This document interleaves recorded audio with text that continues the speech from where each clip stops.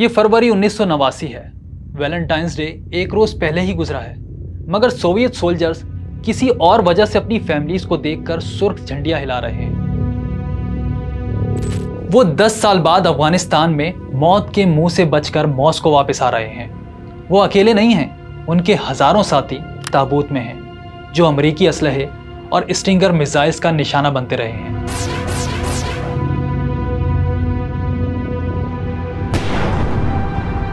उन वॉरियर्स के हाथों जिनके पांव में चप्पल तक न थी। लेकिन ठहरिए, अफगानिस्तान में सुपर पावर का कब्रिस्तान बनने की ये पेशगोई 35 साल पहले लाहौर में बैठा शख्स कैसे कर रहा है? उसका खत और मशवरा तो अमेरिकी सदर ईजनहावर के लिए था, मगर 3 दहाइयों बाद जिम्मी कार्टर और रीगन ने इस पर अमल कर दिखाया। मुस्तकबिल में झांकते ये कैसे खत थे और उनमें आखिर कौन सा खजाना छुपा था, ये आपको जरूर बताएंगे। लेकिन हम तो हैरान हैं उस खत लिखने वाले को लेकर, जो फॉर्च्यून टेलर भी नहीं था। उसकी कहानियां पढ़ें तो लगता है वो पिछली सदी का नहीं बल्कि आज का कोई बागी राइटर है। वो जूलियन असांज और एडवर्ड स्नोडेन की तरह हकीकत से पर्दे उठाता, पेशियां भुगतता और जेल जाता, मगर बाज फिर भी ना आता। वो कभी बैंक्सी बनकर निजाम के दोगलेपन को सड़क पर रुस्वा करता, तो कभी इगोन शीला की ओरिया पेंटिंग्स की तरह अपने कलम से माशरे के लिबास एक एक करके उतारता चला जाता। वो जो अपने अंदाज से जिया और अपने ही अंदाज से मरा, वो कोई और नहीं, बेबाक कलमकार मंटो था, उर्दू अदब का बेअदब राइटर, जिसके जुमले स्टेटस पर लगाते तो सब हैं, मगर वो किस पाए का राइटर था ये बहुत कम लोग जानते हैं। मैं बनाव सिंगार करना नहीं जानता हूँ, किसी की जलालत पर इस्त्री करना नहीं जानता हूँ। मैं तो सिर्फ इतना जानता हूँ कि मेरी कहानी एक आईना है जिसमें समाज अपने आप को देख सके।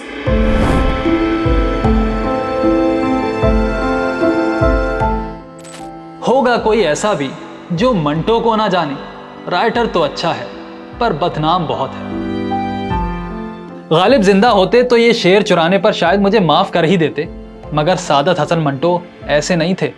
कोई उनका लिखा बदल डाले तो वो गालियों से तबीयत साफ कर देते थे। सच तो ये है कि मंटो अगर अपनी कब्र पर लगा कतबा खुद पढ़ लेते तो उनकी गालियों से रिश्तेदार भी ना बच पाते। लेकिन रिश्तेदारों ने मंटो का लिखा खुतबा क्यों बदल दिया, ये भी हम आपको इसी कहानी में बताएंगे, क्योंकि हम तो गैर जानिबदार रहते हुए मंटो की जिंदगी के तमाम रंग आपके सामने बिखेरने जा रहे हैं। इख्तिलाफ करें या इत्तेफाक, ये आपका राइट है, और मंटो तो यह हक पहले ही पढ़ने वालों को दे दिया करते थे।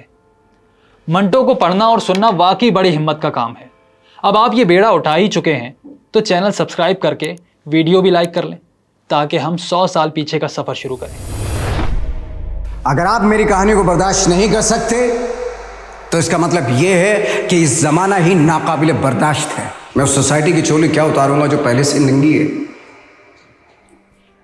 उसे कपड़े पहनाना मेरा काम नहीं है। मैं काली तख्ती पर सफेद चौक इस्तेमाल करता हूं ताकि काली तख्ती और नुमाया हो जाए। ये 1922 का हिंदुस्तान है। जिला लुधियाना के एक छोटे से गांव समराला में हल्के हल्के बादल छाए हुए हैं। मौसम बहार जोबन पर है और सूरज डूबने में अभी 1.25 घंटा बाकी है। रंग बिरंगी पतंगों से आसमान भरा हुआ है। 12 साल का दुबला पतला सादत अपने घर की छत पर खड़ा पतंग उड़ा रहा है। अचानक किसी जंगी जहाज की तरह एक पतंग उसकी पतंग पर अटैक करती है। उसने बड़ी मुश्किल से बाप से छुपकर और माँ से लड़कर उसे खरीदा था। अभी वो अपनी पतंग कटने के खौफ में ही था कि छोटी बहन तेजी से सीढ़ियां चढ़ती ऊपर आ गई और डरी सहमी आवाज में बोली, पाजी मियाँ जी आ गए ने। ये सुनना था कि सादत के हाथों से पतंग छूट गई और वो जान की परवाह किए बगैर बराबर वाली छत पर कूद गया। वो ऐसा क्यों ना करता, वो तो वालिद गुलाम हसन की तस्वीर से भी डरता था। कभी वो सोचता कि जज का बेटा होने से तो बेहतर था कि वो किसी मोची या कुम्हार की औलाद होता। कम से कम पतंग उड़ाने या कंचे खेलने पर मार तो ना पड़ती। लोग जब वालिद की ईमानदारी और इंसाफ की तारीफें करते तो वो चिढ़ जाता। उसे लगता था कि जो आदमी अपनी बीवियों और बच्चों में अदल ना कर पाए वो भला किसी को क्या इंसाफ देगा। गुलाम हसन की सारी तवज्जो पहली बीवी और उसके 7 बच्चों पर थी, और सादत की तवज्जो इस बात पर थी कि उसकी माँ एक बुड्ढे की दूसरी बीवी क्यों बन गई। उसे अपना सगा बाप सोतेला दिखाई देने लगा था। कैसे घूर रहे हैं? तुम्हें भी डर लगता है आंखों से?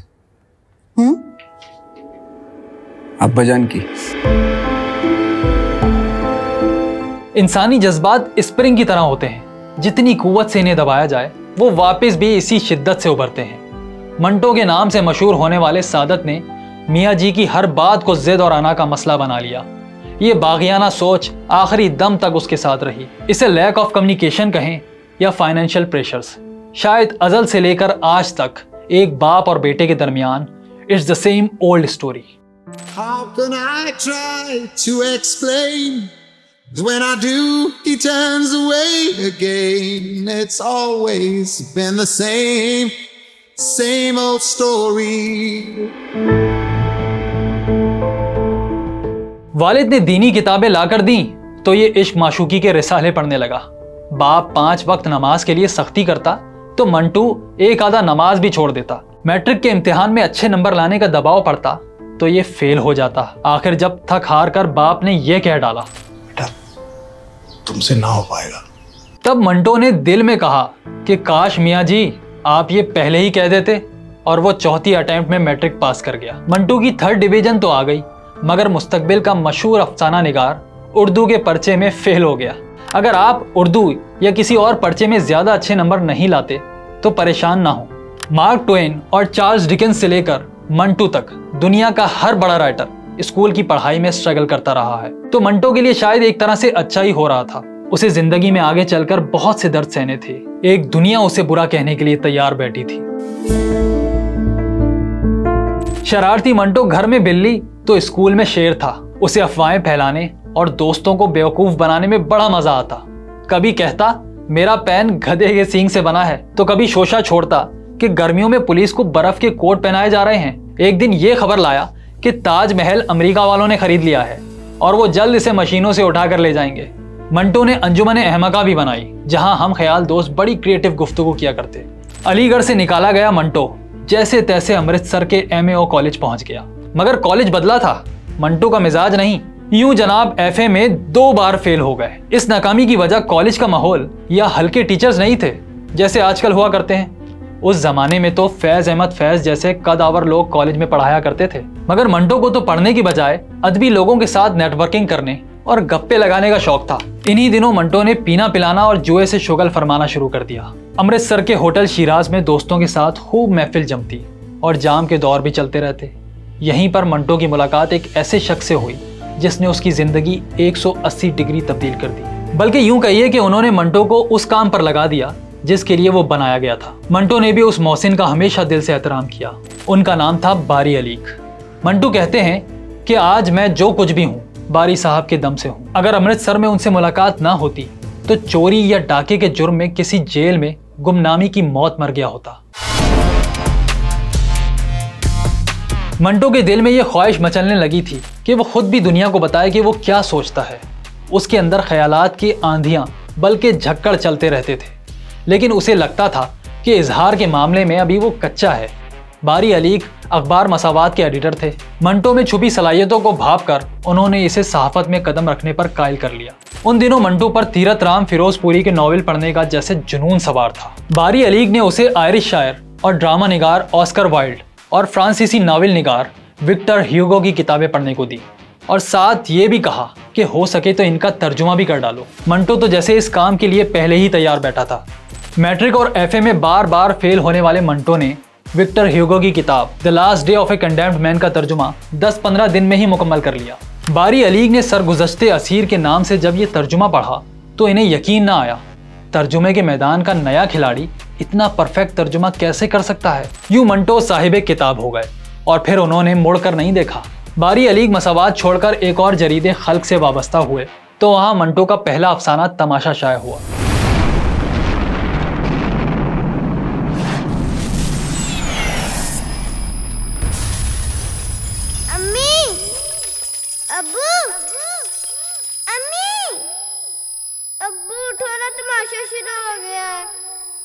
आप यूँ समझ लें कि एक ऐसा राइटर जो बहुत ही मनमौजी था, जिसने जो आया और लिखा और इतने सलीक़े से लिखा, इतने करीने से लिखा उन्होंने कि वो उसको एक दुनिया ने इंस्पायर किया। मंटो अब नित नए तमाशे दिखाने के लिए पूरी तरह तैयार था। यही वो जमाना था जब आगा अशर काश्मीरी के ड्रामों का बड़ा चर्चा था। मंटो ने उनसे मुतासिर होकर दोस्तों के साथ एक ड्रामेटिक क्लब खोल लिया। एक दिन वो किसी ड्रामे की रिहर्सल कर रहे थे कि दरवाजे पर दस्तक महसूस हुई। मंटो का दिल उछलकर हलक में आ गया। दरवाजा खोला तो मियाँ जी शदीद गुस्से में खड़े थे। वो धड़ धड़ करते अंदर आए और वहां रखे हारमोनियम, तबले और जो हाथ में आया फर्श पर मारकर टुकड़े टुकड़े कर दिया। सादत हसन मंटो अपने नाम की लाज रखते हुए ये सब खामोशी से देखता रहा। आवारा मिजाज मंटो ने मियाँ जी के सामने एक लफ्ज ना निकाला। यही नहीं, कभी किसी तहरीर में भी बाप के खिलाफ कुछ ना लिखा। जर्मनी का मशहूर अदीब काफका ऐसे ही हालात का शिकार था, जिस पर उसने अपने बाप के खिलाफ सफ़े के सफ़े काले कर दिए थे। अम्मी जान की ख्वाहिश थी कि उन्हें अब्बा जान के पहलू में दफन किया जाए। चलो दोनों के लिए फातिहा पढ़ते हैं। नहीं, सिर्फ अम्मी के लिए। 1935 में मंटो बंबई चले आए। वो बंबई जिसके बारे में खुद भारती कहते हैं, दिल है मुश्किल जीना यहाँ, जरा हट के जरा बच के, ये है बॉम्बे मेरी जान। बंबई जैसे शहर में जगह बनाना कोई आसान काम ना था।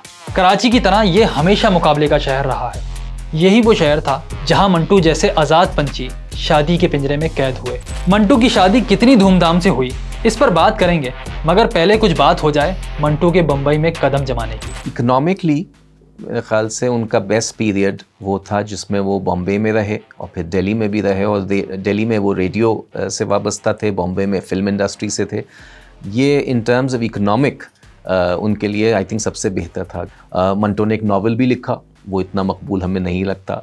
हर आदमी का एक फोटे होता है और वो वाकई अफसाना, और वो भी यानी ये एक आम बात कही जाती है कि it is much more difficult to write something which is brief, यानी जो मुख्तसर चीज़ है उसको लिखना ज़्यादा मुश्किल होता है बनिस्बत इसके कि अल्फाज का एक बहुत बड़ा ज़ख़ीरा हम इकट्ठा करके और उसमें कोई कहानी या कोई भी चीज़ कम्युनिकेट करें। और मंटो को इस बात पे मलका हासिल था कि वो मुख्तसर अल्फाज में इतनी बड़ी बात कह जाते थे जो ख़त्म होने के बाद भी, यानी अफसाना पढ़ने के बाद भी आपको मजबूर करती थी कि काफ़ी घंटे तक आप उसके बारे में सोचते रहें या कम से कम उससे अफेक्ट ज़रूर हो। आप अपनी फील्ड के कितने ही बड़े तुर्रम खान क्यों ना हो, बंबई में कोई सवा शेर आपसे टकरा ही जाएगा। मंटो को इस बात का फ़ायदा ज़रूर हासिल था कि बतौर कहानीकार, सहाफ़ती और फिल्मी हल्के इन्हें पहचानते थे। रेडियो की दुनिया भी उनके नाम से वाकिफ थी। यूँ मंटो को बंबई में ज़्यादा धक्के नहीं खाने पड़े।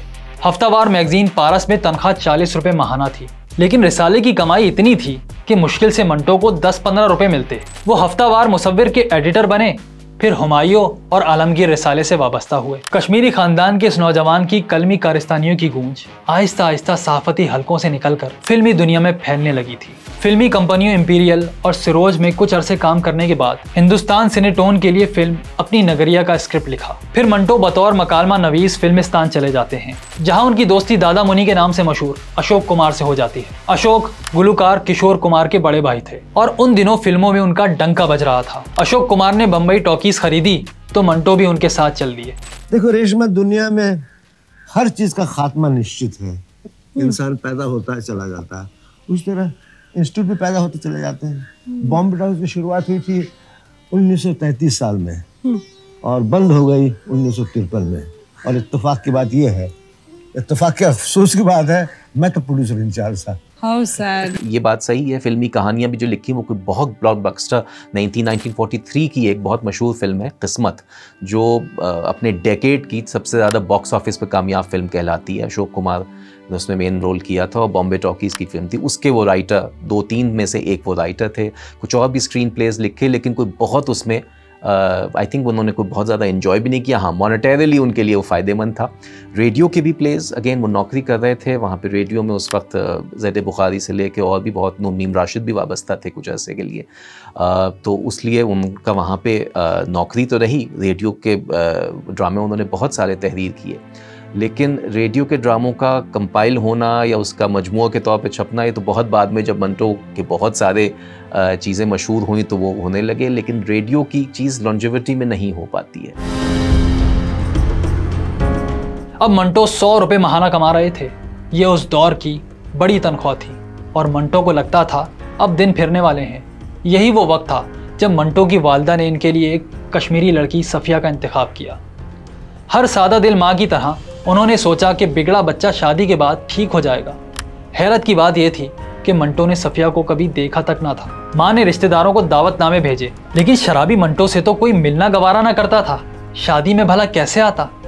मंटो की सगी बहन बंबई में होते हुए भी भाई की शादी में शरीक ना हुई। नेचुरली वो सर्कमस्टांसेस भी ऐसे थे, क्योंकि फाइनेंशियल सिचुएशन की वजह से तो वो खालिदन कहती हम काफ़ी उनको इग्नोर करते थे। एक साथ हम भी अपने छोटे हमारे बच्चे थे, हम अपने बच्चों में लगे होते थे। कहते हमें पता ही नहीं था कि इतनी अजीम हस्ती हमारे दरमियान है। 1936 में मंटो की शादी हो जाती है। सफिया नहीं चाहती थी कि वो एक शराबी की बीवी कहलाए। उसने सारे जतन कर डाले, मगर मैं नोशी की आदत ना गई। इसके बावजूद सफिया हर मुश्किल में अपने शौहर के साथ खड़ी रही। मंटो बज़ाहिर लाओबाली थे, लेकिन बहरहाल एक बाप के जज्बात भी रखते थे। बम्बई में उनके यहाँ पहला बेटा आरिफ पैदा हुआ, जो बचपन ही में वफात पा गया। मंटो के लिए यह गम भुलाना आसान नहीं था। इस हादसे ने मियाँ बीवी को और भी करीब कर दिया। मंटो के बारे में उनके भांजे हमीद जलाल लिखते हैं कि घर वालों के लिए मामू जान बहुत ही मेहरबान थे। वो अपनी बीवी की साड़ियाँ इस्त्री करते और उस दौर में खाना पकाते जब मर्द किचन में कदम रखने को अपनी तौहीन समझते थे। मंटो बेटियों के साथ खेलते, बीवी के बाल बनाते और अपने हाथों से निवाले बना बना कर खिलाते। मंटो पर फिल्म बनाने वाली भारतीय राइटर नंदिता दास लिखती हैं कि उन्हें बड़ी हैरत थी कि मंटो जैसे शोला बयां और बेबाक शख्स ने कभी बीवी के सामने आवाज बुलंद नहीं की। अपनी गलती पर कई बार बीवी से माफी भी मांगी। वो अपनी कहानियां पहले सफिया को सुनाते और इन्हें अपने साथ मुशायरों में भी ले जाते। हालांकि उस जमाने में ये बड़ा मायूब समझा जाता था। मंटो की जिद थी कि बीवी उन्हें नाम से पुकारे, जो उस दौर में गुनाह का दर्जा रखता था। उनकी वालिदा ना मानी तो सफिया ने मंटो को साद साहब कहना शुरू कर दिया। एक वक्त ऐसा भी आया कि मंटो ने न सिर्फ अपनी तमाम किताबों की रॉयल्टी सफिया के नाम कर दी, बल्कि अपनी कहानियों का मुआवजा वसूल करने के तमाम इख्तियारात भी उन्हीं को दे दिए। मंटो का आउटपुट बहुत प्रोलिफिक था और सारे का सारा कोई ऐसा वर्ल्ड स्टैंडर्ड का, इंटरनेशनल स्टैंडर्ड का या कोई ऐसा एक्स्ट्रॉर्डनरी नहीं था, लेकिन जो अच्छा था वो it could compete with the best. लेकिन वो जो ज़रूरियात ज़िंदगी कहिए या हालात की मजबूरी कहिए या उनकी अपनी आदत का कसूर कहिए या जो भी कुछ था, he was a wizard with the pen but he was also a slave to his habits। तो ये एक जीनियस आदमी का ये एक बहुत बड़ा उसका वर्च्यू भी होता है और बहुत बड़ा उसका अलमिया भी होता है। 1940 की दहाई में हिंदुस्तान में सियासत उरूज पर थी, मगर मंटो को इसमें ज्यादा दिलचस्पी नहीं थी। इस बात का खुद उन्होंने एतराफ भी किया। लिखते हैं, लीडरों और दवा फरोशों को मैं एक जैसा समझता हूँ। दोनों दूसरों के नुस्खे इस्तेमाल करते हैं। हालात और वाकयात बताते हैं कि एक वक्त ऐसा था जब मंटो कम्युनिज्म की तरफ माइल थे, लेकिन मंटो जैसा पारा सिफत शख्स भला एक जगह कहाँ टिक सकता था। आहिस्ता आहिस्ता उन्होंने उस वक्त की सुर्खों से खुद को दूर करना शुरू कर दिया। उनके बारे में मंटो कहा करते थे, मुझे नाम नेहाद कम्युनिस्ट से बड़ी चिढ़ है। वो लोग मुझे बहुत खलते हैं जो नर्म नर्म सोफों पर बैठकर दरांती और हथौड़ों की बातें करते हैं। बंबई में रहते हुए मंटो ने रेडियो के लिए भी लिखना शुरू कर दिया। 1940 में उन्हें ऑल इंडिया रेडियो दिल्ली में मुलाजमत मिल गई, मगर यहाँ नून मीम राशिद, कृष्ण चंद्र और उपेंद्र नाथ अश जैसे मजे हुए लोग भी थे। मंटो ने ऑल इंडिया रेडियो दिल्ली के लिए 100 से ज्यादा ड्रामे लिखे। मंटो काम के धनी थे और मशीन की तरह काम करते थे। उन्हें यकीन था कि वो दूसरों से ज्यादा और अच्छा लिखते हैं। तकरीबन 20 साल अदबी जिंदगी में मंटो ने 270 अफसाने, 100 से ज्यादा ड्रामे, कई फिल्मों की कहानियां, मकालमे और ढेरों शख्सियात के खाके लिख डाले। 20 अफसाने तो उन्होंने सिर्फ 20 दिनों में अखबारात के दफ्तर में बैठकर लिखे। मंटो जिन दिनों दिल्ली रेडियो स्टेशन के लिए काम कर रहे थे, उनके फड्डे आए रोज हुआ करते थे। वो नौकरी बदल लेते, मगर किसी के कहने पर मसविदा ना बदलते। मंटो के इस रवैये की वजह से लोग अक्सर इन्हें घमंडी, बदतमीज और मगरूर समझते। मंटो के बारे में कहा जाता है कि वो एक सिगरेट की राख झाड़ने से पहले कहानी झाड़ कर उठ खड़ा होता था। मंटो के लिए कोई भी रेडियो या स्क्रीन प्ले आधी बोतल की मार था। ये 1947 का साल था। उस वक्त किसी को अंदाजा नहीं था कि तकसीम का ये नक्शा इंसानी खून की छींटों से रंगने वाला है। मामलात सियासी क़यादत के कंट्रोल से बाहर होते चले गए। फसादात की आग ऐसी भड़की कि उसे बुझाना किसी के बस में न रहा। सदियों से एक साथ रहने वाले हिंदू और मुसलमान अब एक दूसरे के खून के प्यासे थे। बम्बई की फिजा भी उन हंगामों से मुतासिर हुए बगैर ना रह सकी। मंटो की बीवी सफिया अपने अजीजों से मिलने लाहौर गई हुई थी, जिनकी वापसी नामुमकिन हो चुकी थी। उधर अशोक कुमार ने फिल्म महल के लिए मंटो की कहानी के बजाय कमाल अमरोही की कहानी पसंद कर ली। मंटो इस बात से इंतहाई बददिल हुए। एक रोज मंटो अपने करीबी दोस्त और अदाकार श्याम सुंदर चड्डा के साथ शराब पी रहे थे। नशे में धुत श्याम ने मंटो से कहा कि मेरा बस चले तो मैं तमाम मुस्लिमों को मार डालूं। इस पर मंटो के कान खड़े हो गए। उन्होंने श्याम की तरफ नाकाबिले यकीन नजरों से देखते हुए पूछा, मैं भी तो मुसलमान हूँ, मुझे भी मार डालोगे? श्याम ने कहा, बिल्कुल, तुम्हें भी मार डालूंगा। फिर एक कहकहा लगाकर बोला, साले तुम कौन से मुसलमान हो? जिस पर मंटो ने जवाब दिया, इतना तो हूं कि मारा जा सकूं। कहते हैं यही वो लम्हा था जब मंटो ने मुंबई से लाहौर कूच करने का फैसला कर लिया और वो एक दिन किसी को बताए बगैर पानी के जहाज में पाकिस्तान चले आए। पाकिस्तान आने के फैसले की मंटो ने कुछ इस तरह वजाहत की, मेरे दोस्त पूछते हैं मैं पाकिस्तान क्यों जा रहा हूँ, क्या मैं डरपोक हूँ? लेकिन वो मेरे दिल की बात नहीं समझ सकते। मैं पाकिस्तान जा रहा हूँ ताकि वहाँ की सियासी हरामजदगियों का पर्दाफाश कर सकूँ। हिंदुस्तान में उर्दू का मुस्तकबिल ख़राब है, हिंदी छा रही है, मैं उर्दू में ही लिख सकता हूँ। बात यह है कि जो अफसाना निगार है वो अपने माशरे का ही एक प्रोडक्ट होता है। वो वही कुछ लिखता है जो उसके सामने होता है। अब उसमें सेलेक्ट करना होता है कि आप क्या लिखना चाहेंगे और क्या नहीं लिखना चाहेंगे। आप बहुत से राइटर्स हैं वो सिर्फ सब कुछ अच्छा की रिपोर्ट दे रहे होते हैं, मगर मंटो साहब जो थे उनका एक्सपोजर जितना था, वो जिस किस्म के आदमी थे वो करेजियस आदमी थे, तो उन्होंने जो माशरे में जो राइज गंदगी थी उसको वो सबके सामने लेकर आ गए। वो जो सबके सामने लाए तो ये लोगों को बात हजम नहीं हो रही थी। पाकिस्तान के बारे में मंटो ने क्या पेशगोइयां की और क्या वो सच हुई, हम फैसले का इख्तियार आप पर छोड़ते हैं। मंटो ने ये बातें कभी अपने मज़ामीन में लिखी और कभी अपने किरदारों के मुंह से कहलवाई। यजीद नामी अफसाने में वो लिखते हैं, पाकिस्तान बनते ही एक बात तय हो गई थी कि दोनों मुल्कों में जंग होगी और ज़रूर होगी। याद रहे कि मंटो का इंतकाल 65 की जंग से 10 साल पहले ही हो चुका था। इसी कहानी में दो किरदार आपस में बात कर रहे हैं, जिसमें वो इस खदशे का इजहार कर रहे हैं कि भारत पाकिस्तान आने वाले दरिया बंद कर सकता है। कहानी के मुकालमे सुनिए। दरिया बंद करने वाले हैं? कौन से दरिया बंद करने वाले हैं?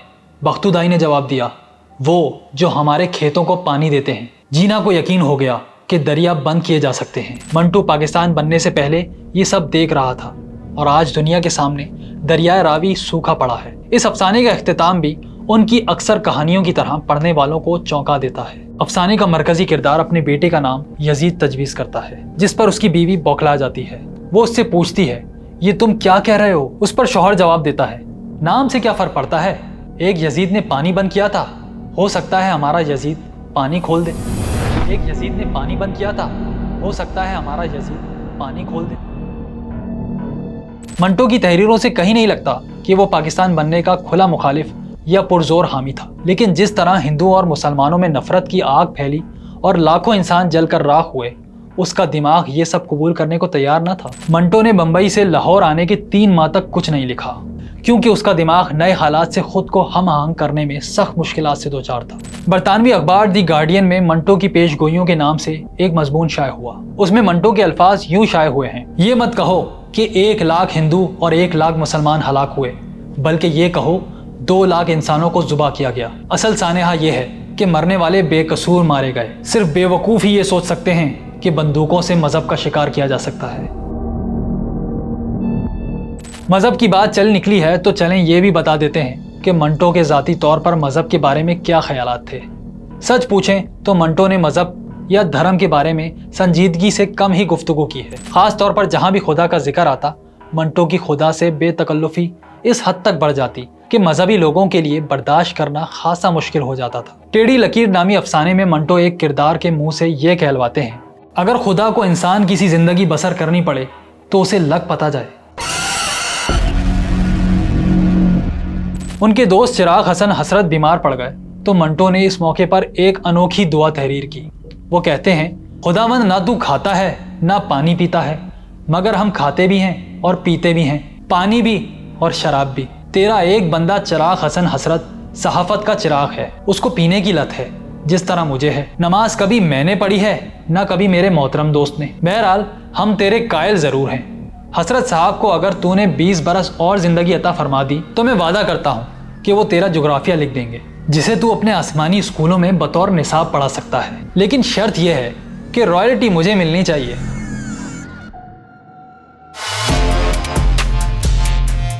मंटो की आदत रही कि हमेशा 786 लिखकर अपनी कहानी का आगाज किया करते, लेकिन गैर इरादी तौर पर। एक जगह वो लिखते हैं कि रूहानियत यकीनन कोई चीज़ है। जो लोग नमाज, रोज़े, आरती कीर्तन से रूहानी तहारत हासिल करते हैं, हम उन्हें पागल नहीं कह सकते। एक वक्त आया कि उन्होंने पूरी तरह अपनी दुनिया आप पैदा करने पर तवज्जो मरकूज कर ली। उनका कलम वो लिखने लगा था जो उनके आसपास हो रहा था। उनके अपने मुल्क में इतनी कहानियां जन्म लेने लगी थीं, ख्यालात में ऐसे ऐसे अलमिये हो रहे थे कि उन्हें लिखने के लिए किसी और नज़रिए की ज़रूरत ही पेश ना आई। अपने एक मजमून में मंटो लिखते हैं, मुझे आप अफसाना निगार की हैसियत से जानते हैं और अदालतें एक फहश निगार की हैसियत से। हुकूमत मुझे कम्युनिस्ट कहती है और कभी मुल्क का बहुत बड़ा अदीब। कभी मेरे लिए रोज़ी के दरवाजे बंद तो कभी खोल दिए जाते हैं। मैं पहले भी सोचता था और अब भी सोचता हूँ कि मैं हूँ कौन।